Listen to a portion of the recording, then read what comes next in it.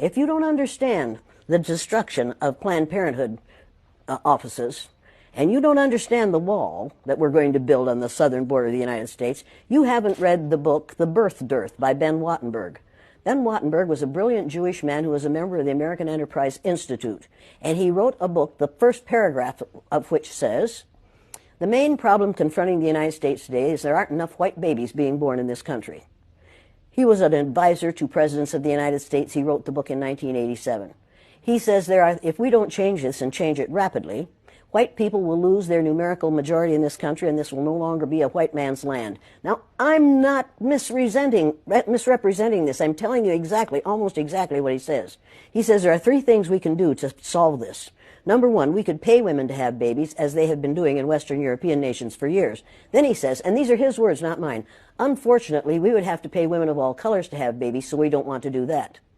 He says the second thing we could do is increase the number of legal immigrants that are allowed into this country every year. Then once again he says, unfortunately, the vast majority of those wanting to come to this country today are people of color, so we don't want to do that. The third thing he says, and white women had better pay attention to this, 60% of the fetuses that are aborted every year are white. If we could keep that 60% alive, that would solve our birth dearth.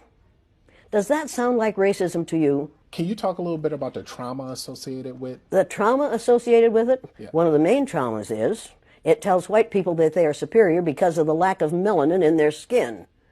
And then they find out suddenly that we've got a black president. That's traumatic. That's where the trauma is.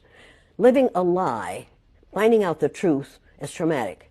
Finding out now, recently, that within 30 years, white people will be in the numerical minority in this country is going to be traumatic.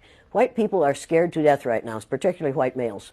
They're scared to death that they are going to lose their power in the future. And they are. But if you want to get ready for the future, if you want to be treated well in the future, treat others well in the present. What we do in the present constructs the future.